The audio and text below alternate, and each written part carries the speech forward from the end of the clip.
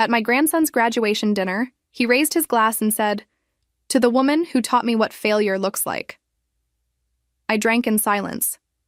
Weeks later, he received a letter from my lawyer and started begging for my forgiveness. The restaurant buzzed with celebration. White tablecloths, crystal glasses reflecting the warm light of chandeliers, and the constant murmur of proud families celebrating their graduates. My grandson Alex stood tall in his graduation regalia, the bright blue of his medical school honor, cords striking against the black gown. Everyone looked at him with such admiration.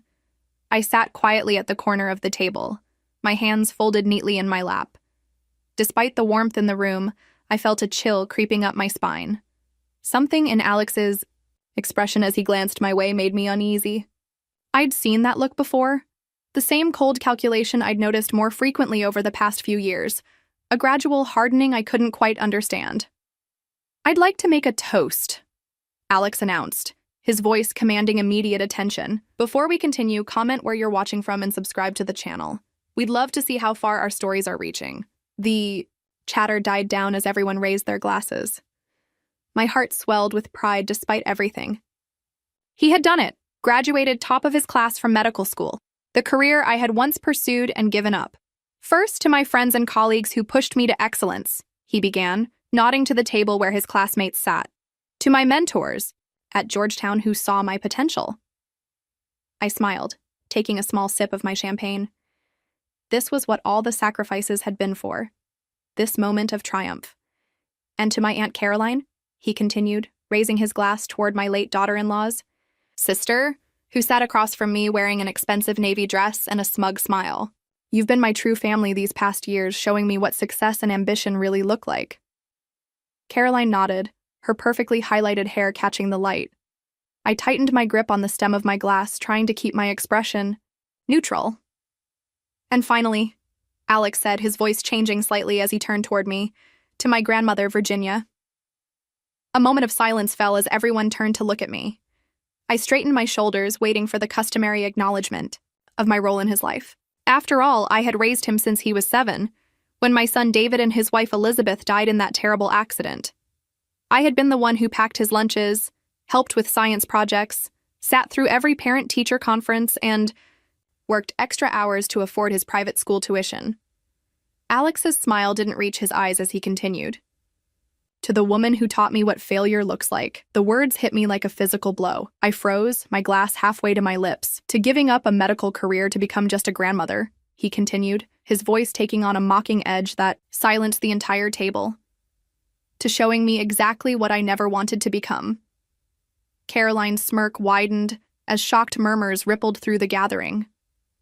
My hand trembled slightly, but I forced myself to remain composed. Decades of practice at hiding pain served me well in that moment. "To mediocrity," Alex finished, taking a long sip from his glass. I looked around the table. Some guests stared at their plates in discomfort. Others glanced at me with pity. Caroline was barely containing her satisfaction. No one spoke up. No one defended me. With deliberate calm, I raised my glass to my lips and drank in silence. The champagne tasted like vinegar, but I swallowed it without changing my expression. 70 years of life had taught me that dignity often lies in silence. The dinner continued, conversation gradually resuming around me. I sat through 3 courses, responding politely when spoken to, cutting my salmon into perfect small bites I couldn't taste. All while the words echoed in my head. "The woman who taught me what failure looks like." I excused myself early, claiming fatigue. No one seemed particularly concerned when I called a taxi instead of waiting for Alex, who had promised to drive me home. As the taxi pulled away from the restaurant, I watched through the rear window as the celebration continued without me. I could see Alex through the window, laughing with Caroline, not even noticing I had left. The taxi driver glanced at me in the rearview mirror. "Big celebration back there?"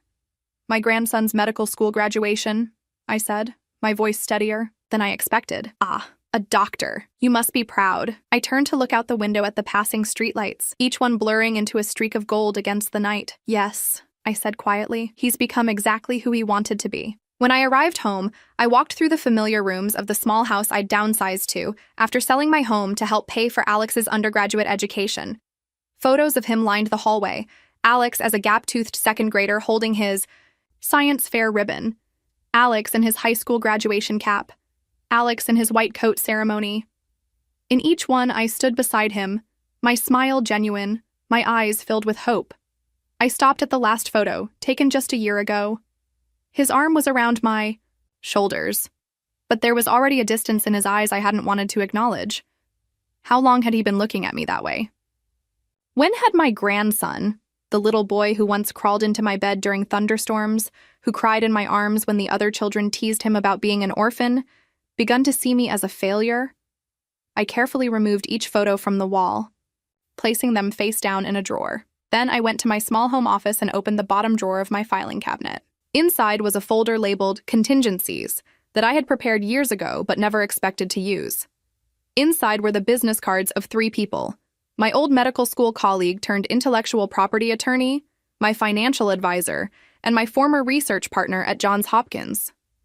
I hadn't spoken to any of them in years, having gradually lost touch as Alex's needs consumed more and more of my life.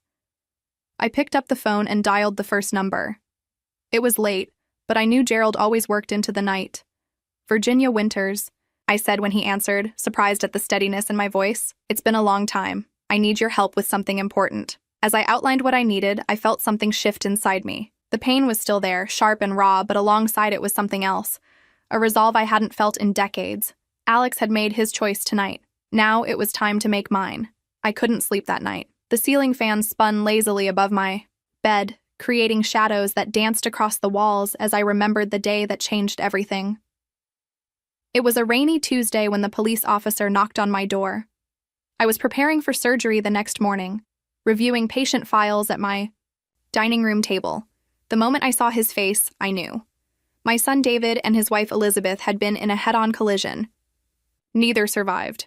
7-year-old Alex was in the back seat, protected by his booster chair. He had a broken arm and was being treated for shock, but physically, he would recover. Emotionally was another matter entirely. I remember walking into the hospital room where he sat, his small arm in a cast, his eyes vacant.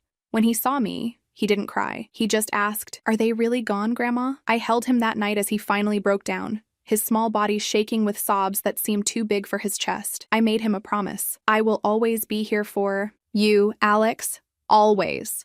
2 days later, at the memorial service, Caroline appeared. Elizabeth's sister had always been distant, too busy climbing the corporate ladder to attend family gatherings. But now she stood beside me, perfectly composed in designer black. "I'll take Alex," she announced, as if discussing a business transaction. Elizabeth would have wanted him with me. I was still in shock, but something in her tone pulled me back to reality. Alex needs stability right now. He's comfortable with me. David and Elizabeth left guardianship to me in their will. Caroline's perfectly plucked eyebrows arched. A 55-year-old widow with a demanding medical career? How exactly will that work, Virginia? Her words stung because they touched on fears I'd already been grappling with. My surgical schedule often meant 12-hour days. My research at Johns Hopkins was at a critical stage. Taking on a child would mean significant changes. The custody battle lasted 3 months. Caroline hired an aggressive attorney who questioned my ability to balance my career with raising a child. She brought up every canceled family dinner, every time I'd been late to a school event due to emergency surgeries. In the end, the judge honored David and Elizabeth's wishes, granting me full custody. But the victory felt hollow as I watched. Caroline leaned down to whisper something in Alex's ear before she left the courtroom. That night, I made the first of many sacrifices. I called the head of my department at Johns Hopkins. "I need to step back, Richard. Alex needs me now." "Virginia, you're on the verge of a breakthrough with your research. The patent alone could revolutionize cardiac surgery. Can't you hire help?" "He's lost everything, Richard. I can't ask him to adjust to a nanny, too." I paused, my throat tight. "Keep my name on the research. I'll consult when I can." I sold my practice to my partner, keeping only a handful of long-term patients. I traded my elegant townhouse for a suburban home near the best school district. I became room mother, soccer mom, science fair coach, and grief counselor, all while maintaining a much-reduced medical practice that allowed me to be home when Alex returned from school. At first, Alex clung to me, his nightmares frequent. I would sit by his bed, stroking his hair until he fell back asleep. Slowly, he began to heal. He made friends, excelled in school, developed a passion for science that reminded me of my own childhood dreams. Caroline didn't disappear as I'd hoped.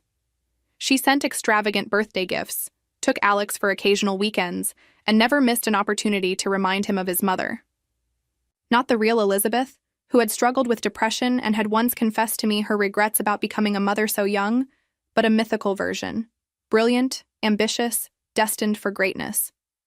When Alex was 12, I found him staring at a photo of Elizabeth. Mom was going to be famous, wasn't she? Aunt Caroline says she was the smartest person she knew. I hesitated. The truth was complicated. Elizabeth had been bright but directionless, constantly starting projects she never finished. Your mother had many talents, I said carefully. Alex frowned. Aunt Caroline says I'm just like her, that I shouldn't waste my potential like. He stopped, but I heard the unspoken comparison. Like you. I didn't confront Caroline. Instead, I doubled down on supporting Alex. When he showed interest in medicine, I encouraged him, sharing my old textbooks, arranging for him to shadow colleagues. I liquidated my retirement investments to send him to an elite private high school when the public school wasn't challenging enough. By the time Alex was applying to colleges, Caroline's influence had grown stronger. She took him on tours of Ivy League schools, introduced him to her influential friends, and positioned herself as his mentor.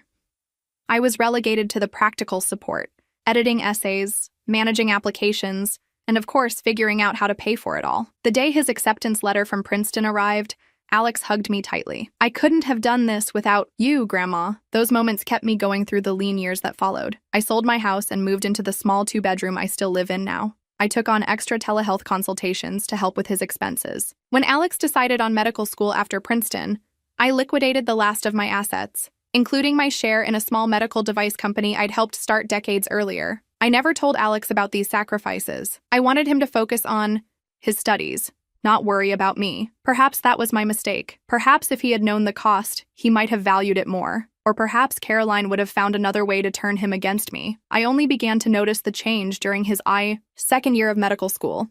His calls became less frequent, his visits home shorter. When he did come, he would receive texts from Caroline and disappear for hours.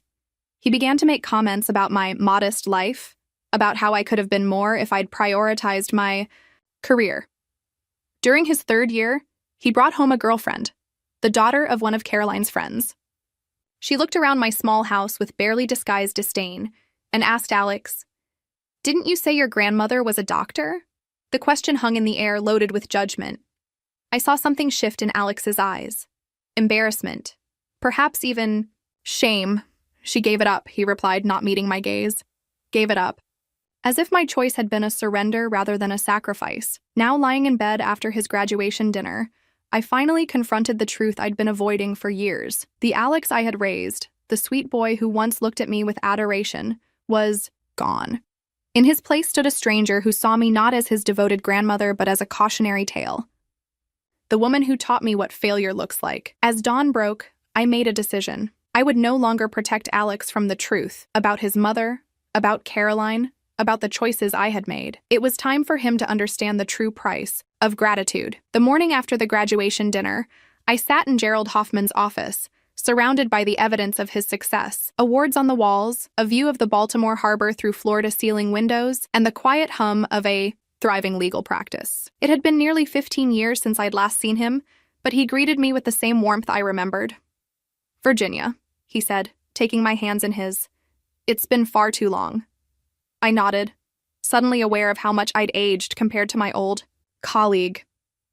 Gerald still looked vibrant at 72, his silver hair the only concession to time. I had always admired his mind, brilliant and precise, which made him an excellent surgeon before he left medicine to pursue law. "I need your help with something delicate," I said as I settled into the leather chair across from his desk. Gerald leaned forward, his expression serious. "Whatever you need." I placed a thick file folder on his desk. "Do you remember the Winters Hoffman valve?" A slow smile spread across his face. "The cardiac valve we designed together. Of course I remember. That was brilliant work, Virginia. Ahead of its time. What happened to it after I stepped back from the research?" Gerald frowned slightly. "The project stalled without your expertise. Richard tried to move forward, but..." He shrugged. "The patent application was filed, but development was shelved. I nodded slowly. And the patent? Who owns it now?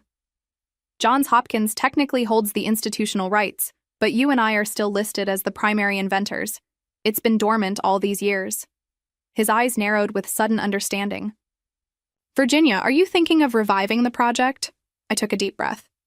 The valve design was primarily my work, Gerald. You know that? He nodded without hesitation. About 80% yours, yes. I was just the technical legal consultant who helped with the early patent framework. Your cardiac insights were the real breakthrough. I want to reactivate my rights to the patent and pursue development. Gerald leaned back, studying me. After all this time? What changed? I told him about Alex's toast, about Caroline's years of manipulation, about the sacrifices I'd made that had been interpreted as weakness. Gerald listened without interrupting, his expression darkening as I spoke. That ungrateful little... He began when I finished, but I held up a hand. He's been influenced since childhood. Caroline has been planting seeds for years. That doesn't excuse it, Virginia. No, I agreed. It doesn't. Gerald tapped his fingers on the desk thoughtfully. The valve design would be worth millions if developed properly. Modern materials science has caught up to your vision. The minimally invasive approach you pioneered is exactly what the market wants now. I know. And you kept all your research notes? The supplementary designs? I patted the folder I'd brought. Everything. Plus some improvements I've been quietly working on over the years. Gerald's eyebrows rose. You continued the research? I smiled faintly. In the small hours between Alex's soccer games and helping with science projects, medicine was never just a job for me, Gerald. It was a calling. He nodded, understanding in his eyes. What exactly do you want to do, Virginia? First, I want to ensure that my rights to the patent are secure and exclusive. That's straightforward enough. As the primary inventor with Johns Hopkins as the institutional assignee, we can negotiate a development agreement that gives you controlling interest. Second, I continued, I want to establish a trust for the potential proceeds with very specific terms. Gerald picked up a legal pad. What kind of terms? The majority of the proceeds will go to a foundation supporting medical research in developing countries. I want to establish a scholarship fund for single parents pursuing medical careers. I paused, and I want to remove Alex from my will and any benefits from the patent's development. Gerald looked up sharply. That's a significant step, Virginia. I'm not doing this out of vengeance, Gerald. It's about consequences. Are you sure about this? I thought about the decades of sacrifice, the nights spent holding Alex through nightmares, the meals I'd skipped to afford his extracurricular activities, the promising research I'd set aside. All that time, Caroline had been whispering in his ear, painting me as a failure, someone who had given up rather than given everything. Yes, I said firmly. I'm sure. Gerald nodded slowly. I'll draw up the paperwork. Anything else? I hesitated, then reached into my purse and pulled out a sealed envelope. There's one more thing. I've kept this for years, protecting Alex from the truth. I think it's time he knew. Gerald took the envelope with a questioning look. It's a letter. Elizabeth wrote to David the week before they died. Caroline doesn't know about it. Gerald carefully set the envelope on his desk. May I ask what it contains? I closed my eyes briefly, remembering the day I found it while cleaning out their house. Elizabeth was planning to leave David. She was unhappy with motherhood, overwhelmed by the responsibilities. She wrote that she wanted to start fresh without the burden of family holding her back. Gerald's expression softened with understanding. You kept this from Alex to protect his memory of his mother. I nodded. Caroline has spent years crafting this perfect image of Elizabeth. Ambitious, brilliant, destined for greatness. The truth is much more complicated. Elizabeth was deeply troubled, frequently depressed and resentful of the constraints of motherhood. And you took on that burden without complaint. He was a child who had lost everything, Gerald. What was I supposed to do? Tell him his mother had been planning to abandon him?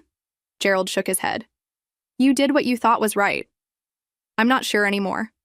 I sighed. Caroline has used Elizabeth's memory as a weapon against me for years. Maybe if Alex knew the truth. What do you want me to do with this letter? Include it with the legal notification about his removal from the will and patent benefits. It's time for the truth, all of it. Gerald studied me for a long moment. This will change everything, Virginia. Are you prepared for that? Was I prepared? The question echoed in my mind as I drove home from Gerald's office. For 15 years, I had structured my entire life around Alex's needs and happiness. Every decision, every sacrifice had been made with him in mind. What would it mean to finally put myself first? At home, I found 3 missed calls from Alex on my landline. No messages. Probably calling to see if I'd made it home safely after leaving the dinner early. A token gesture of concern that wouldn't require any real conversation about what had happened. I ignored the calls and went to my small study. Inside, a locked cabinet was a box containing items I hadn't looked at in years, my original research notes on the cardiac valve, my surgical awards, and photographs from my days at Johns Hopkins. At the bottom was a framed news article from a medical journal, announcing the groundbreaking potential of the Winters-Hoffmann valve design. The woman in that photograph looked confident, brilliant, accomplished. Nothing like the failure Alex had toasted last night. My phone rang again. Alex's number. I let it go to voicemail. This time, he left a message. "Grandma, just checking in. You left without saying goodbye last night. Call me back when you can." His voice sounded normal, as if nothing had happened, as if he hadn't publicly humiliated me in front of everyone I knew. There was no acknowledgement, no apology, just the expectation that I would continue in my role as the supportive grandmother, willing to overlook any slight, but not this time. This time, I would not make excuses for him. This time, there would be consequences. I picked up the phone and called my second contact, Dr. Jamila Patel, my former research partner who now headed cardiac innovation at a major medical device company. "Virginia," she exclaimed when I identified myself. "What a wonderful surprise." "Hello, Jamila. I'm calling about the Winters-Hoffmann valve design. I think it's time to revisit it." There was a moment of silence. Then Jamila's voice, excited, but cautious. "After all these years? Virginia, that would be extraordinary. But why now?" I looked at the photograph of my younger self, remembered the passion and purpose that had once defined me before I set it all aside for Alex. "Because," I said with quiet determination, "it's long overdue." 3 weeks passed before Gerald's office sent the certified letter to Alex. During that time, I immersed myself in work I hadn't done in years. Jamila had been enthusiastic about reviving the valve project, arranging for me to consult with her research team. For the first time in over a decade, I was using my medical expertise for something beyond routine telehealth consultations. "Your design was ahead of its time," Jamila told me during our first video conference. "With modern materials and manufacturing techniques, we could bring this to market within 2 years." I spent my days reviewing updated cardiac research, refining my old designs, and consulting with engineers. The work energized me, awakening a part of myself I'd nearly forgotten. Alex called several times, but I kept our conversations brief and practical. I didn't mention the graduation dinner, and surprisingly, neither did he. It was as if the incident had never happened, a familiar pattern in our relationship. Unpleasant truths were ignored, brushed aside, never to be acknowledged. Until the letter arrived. I was reviewing research papers when my doorbell rang. Alex stood on my porch, his face flushed, a crumpled envelope clutched in his hand. Without waiting for an invitation, he pushed past me into the living room. "What is this?" he demanded, waving the letter. "Some kind of joke?" I closed the door calmly and turned to face him. "It's not a joke, Alex. You're cutting me out of your will because of a stupid toast?" His voice rose with each word. "I was just trying to be funny. Everyone makes graduation jokes." I observed him, this tall, handsome young man I'd raised from boyhood. His medical school regalia was replaced by an expensive watch and designer clothes that Caroline had likely purchased. He looked like a stranger. "That toast was not the cause, Alex. It was merely the final confirmation of something I've been refusing to see for years." He paced the small living room, running his hands through his hair. "This is insane. You're overreacting. And what's this about a medical patent? You don't have any patents." "Actually, I do. The Winters-Hoffmann cardiac valve. I designed it before you came to live with me." He stopped pacing, confusion replacing anger. "What are you talking about?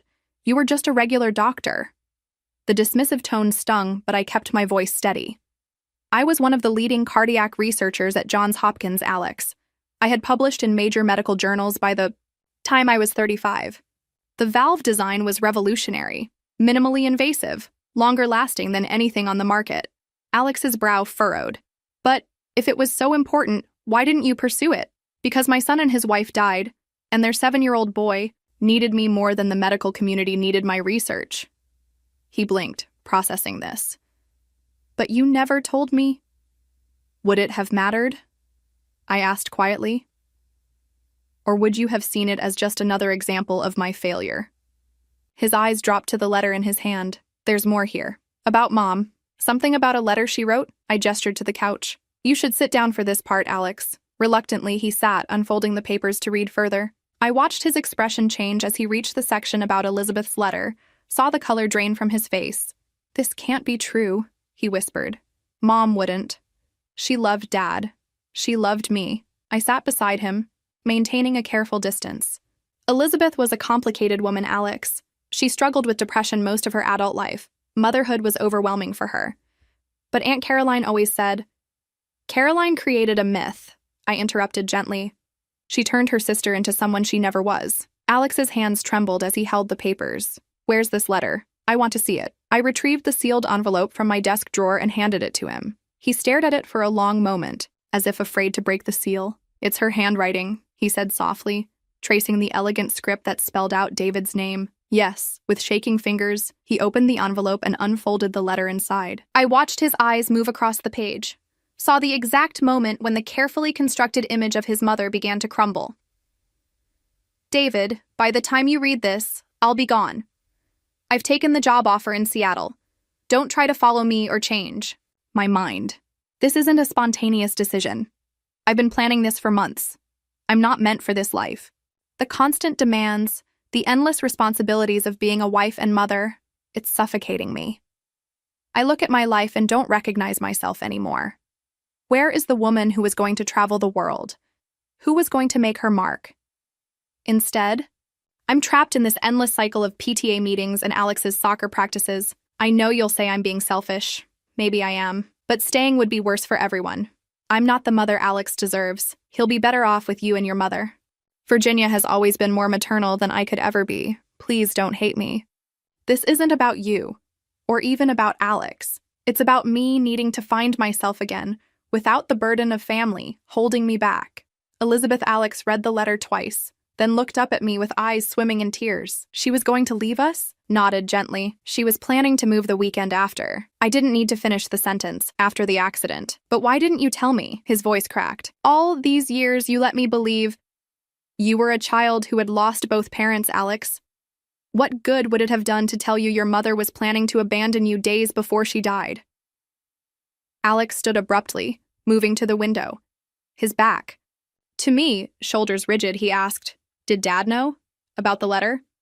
No. I found it when I was cleaning out their house after the funeral.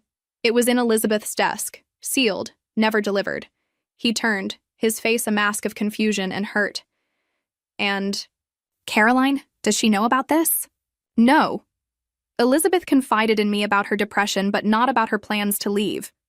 Caroline and Elizabeth weren't as close as Caroline has led you to believe. They went months without speaking. Alex shook his head in disbelief. She always said they were best friends, that they told each other everything. Caroline has rewritten history to suit her narrative, Alex, just as she's rewritten my history to make me appear as a failure rather than someone who made a deliberate choice. He sank back onto the couch, staring at the letter in his hands. I don't understand. Why would Aunt Caroline lie to me all these years? I chose my words carefully. I think Caroline resented me from the beginning. She wanted custody of you, not out of love, but because you represented a connection to Elizabeth. When the court granted me guardianship, she found other ways to maintain control. By turning me against you, he said slowly, realization dawning, by creating a version of Elizabeth that never existed, and then encouraging you to live up to that impossible standard. By framing my choices as failures rather than sacrifices. Alex was quiet for a long time, his eyes fixed on the letter. When he finally spoke, his voice was barely audible. The toast, what I said at graduation, was the culmination of years of Caroline's influence. I finished for him. He looked up, his eyes red-rimmed. I'm sorry, Grandma, I didn't know about any of this. The apology, though sincere, felt inadequate against the years of dismissal and recent public humiliation. I didn't immediately respond. Alex glanced back at the legal notice. So you're really going forward with this? Cutting me out completely? The decision has been made, Alex. The patent rights are being reactivated, and the proceeds will go to medical research and scholarships for single parents. You'll need to make your own way now. But I'm starting my residency next month. I have student loans. You have your medical degree just as you wanted. You have the connections Caroline has cultivated for you. You have all the advantages I work to give you. He stared at me, a flicker of the entitled young man from the graduation. Dinner resurfacing. So that's it? One mistake and you throw away 15 years? I felt a sudden weariness. This isn't about punishment, Alex. It's about truth. The truth about your mother, the truth about my career, and the truth about choices and their consequences. He stood, stuffing the letter and legal documents back into the envelope. I need time to process all this. Of course. At the door, he paused. Aunt Caroline invited me to stay with her until my residency starts.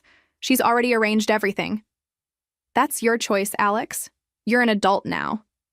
He nodded stiffly and left without another word. I watched from the window as he got into his car and drove away, wondering if this would be the last time I saw my grandson.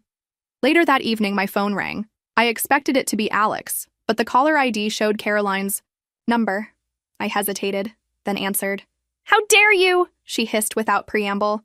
After everything I've done for that boy, you try to turn him against me with lies? Hello, Caroline, I said calmly. I see Alex has spoken to you. You had no right to show him that letter. No right to tarnish Elizabeth's memory. It was Elizabeth's letter, Caroline. Her words, not mine. There was a moment of silence, then. You've always been jealous of me, of my relationship with Alex. I almost laughed at the absurdity. Jealous?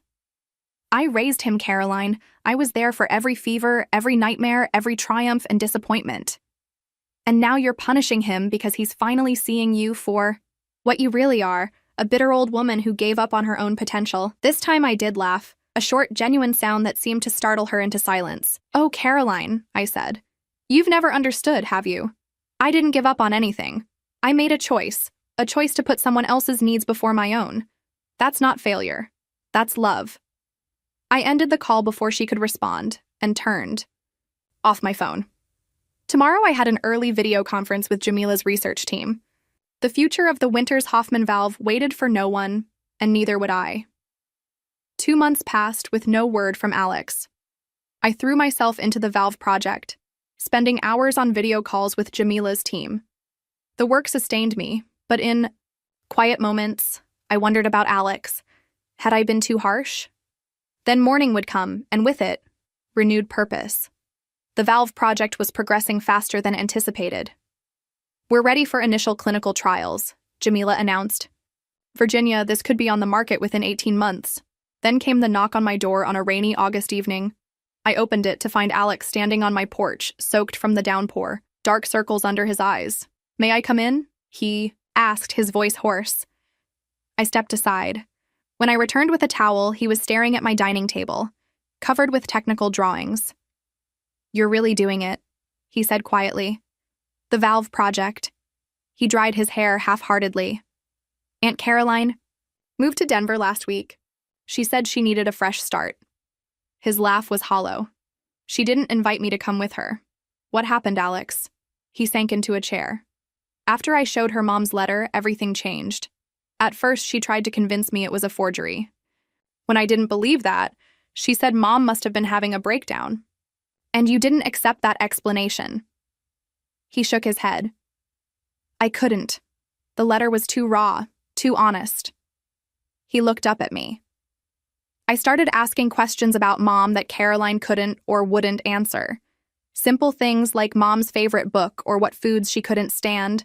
And that made you suspicious. It made me realize I didn't really know my mother at all. Not the real Elizabeth, just the perfect version Caroline created. I softened slightly. Your mother wasn't a monster, Alex. She was just human, complicated, flawed, struggling with her own demons. Like depression, he said. I nodded. Elizabeth had been battling depression since college. When she was pregnant with you, she had a particularly severe episode.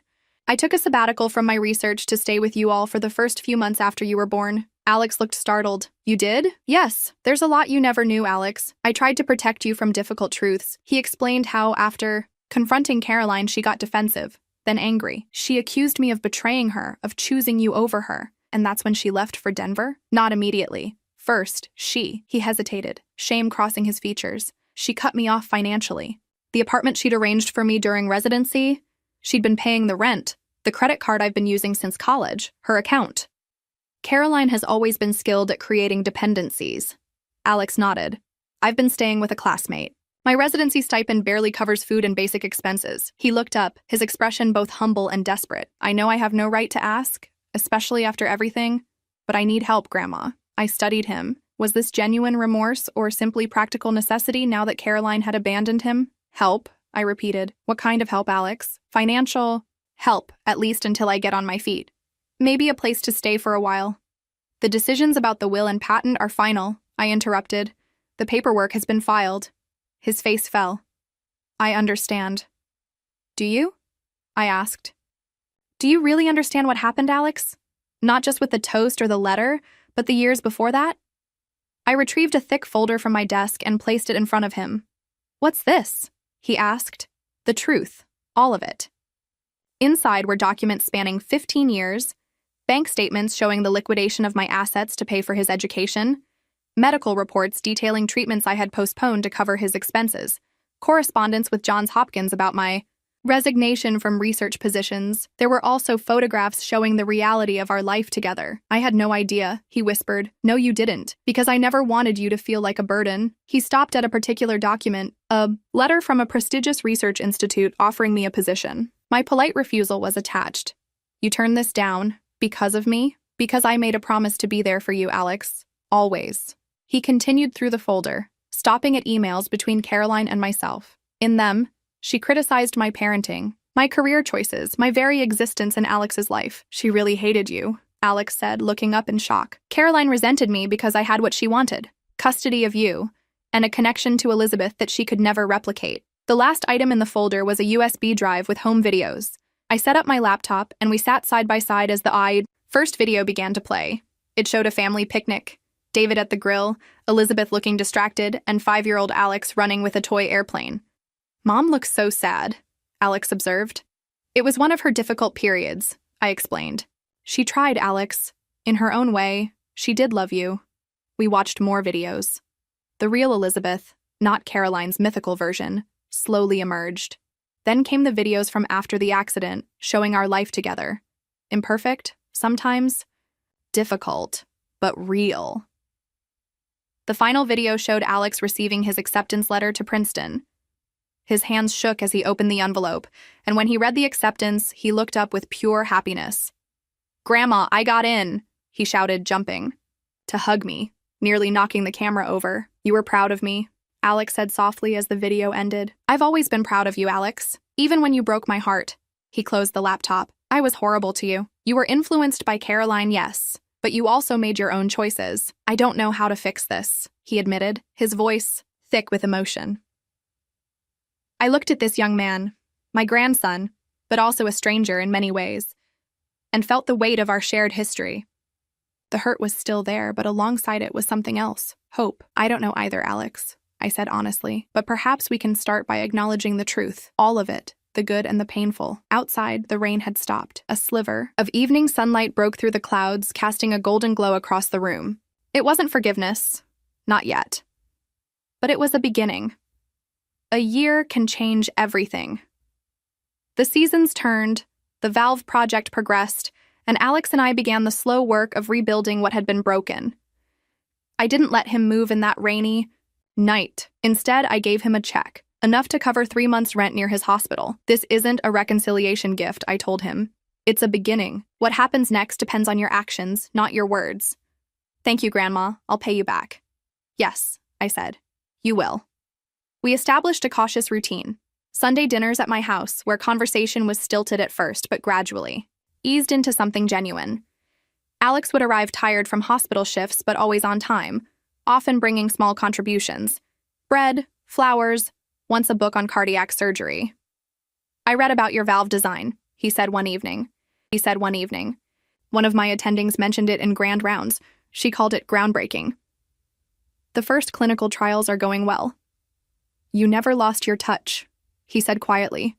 All those years, you were still a brilliant surgeon, even if you weren't practicing. By winter, our relationship had evolved into something new, not the uncomplicated bond of his childhood, nor the tension-filled dynamic of recent years, but something more balanced. In early spring, Jamila called with news.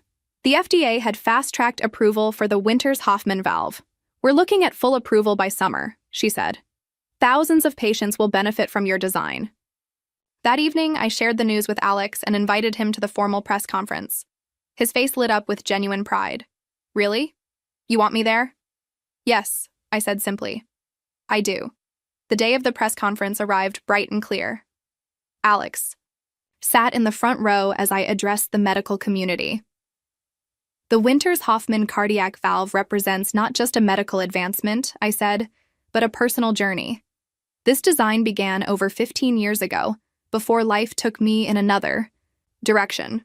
That detour wasn't a failure, it was a choice, one I would make again. I announced that all profits would fund research grants for underserved communities and scholarships for single parents pursuing medical careers. Later, Alex found me at the reception. I'm requesting a transfer to the rural medicine program, he said. This surprised me. Rural medicine? That's quite a change. They need doctors who are committed to the community, not just building their resumes. I want to do work that matters. I recognized in his words something I had once felt, the pull toward meaningful work rather than prestigious titles. Summer brought final approval for the valve and an offer from Johns Hopkins, a visiting professorship.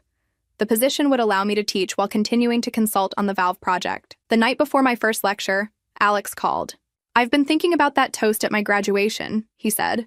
I said you taught me what failure looks like. I was wrong. What you taught me was what courage looks like, what love looks like, what strength looks like. I closed my eyes, feeling the weight of those words, the hurt they had once caused, and the healing they now offered. The next morning, I walked into the lecture hall, where decades earlier I had begun my medical career. In the back row sat Alex, who had taken the day off from his residency to be there. As we walked across campus afterward, he asked, "Would you do it again? Knowing everything, how it would turn out, what it would cost you, would you still make the same choice?" I looked at this young man who had once broken my heart with careless words, who was now trying to understand the nature of love and sacrifice. The answer came without hesitation. Yes, I said, in a heartbeat. And in that moment, watching understanding dawn in his eyes, I knew that this, not the valve design, not the professorship, not the recognition, was my true legacy. This moment of connection, of seeing and being seen. Some lessons can only be taught through living. Some gratitude can only be earned through time.